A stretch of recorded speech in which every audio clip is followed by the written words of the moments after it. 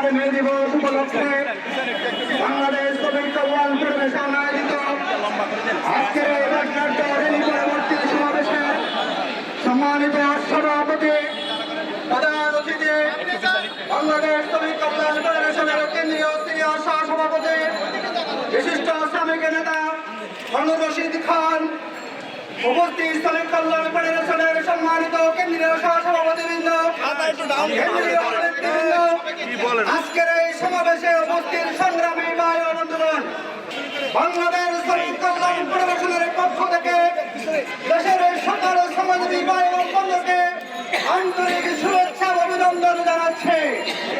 সম্মানিত ভাই এবং বন্ধুগণ, আপনারা জানেন গত 18 এপ্রিল পরে দুপুরের মধুখালীতে অত্যন্ত নির্মমভাবে গণপিটুনি দিয়ে 2 জন সহোদর নির্মাণ শ্রমিককে হত্যা করা হয়েছে। আমরা বাংলাদেশ শ্রমিক কল্যাণ ফেডারেশনের পক্ষ থেকে এই হত্যার তীব্র নিন্দা প্রতিবাদ জানাচ্ছে।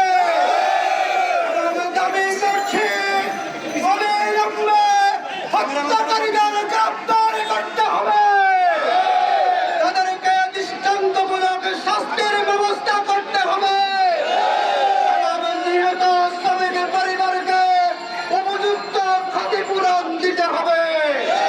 সংগ্রামী ভাই এবং বন্ধুগণ, আজকে যখন মে দিবস পালন হচ্ছে তখন বাংলাদেশের শ্রমিজীবী মানুষরা ভালো নেই। আজকে শ্রমিকরা খেতে পারে না, দ্রব্যমূল্যের ঊর্ধ্বগতিতে আজকে শ্রমিকরা মানবেতর জীবন যাপন করছে। অবিলম্বে দ্রব্যমূল্যকে নিয়ন্ত্রণ করতে হবে।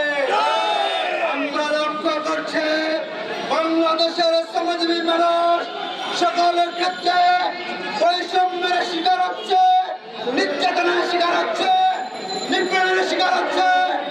এর মূল কারণ হচ্ছে বাংলাদেশের শ্রমিকরা কোনো ন্যায্য মজুরি পাচ্ছে না। শ্রমিকদেরকে মাত্র 12,000 টাকা মজুরি দিয়ে এটি একটি টাল বাহানা করা হয়েছে।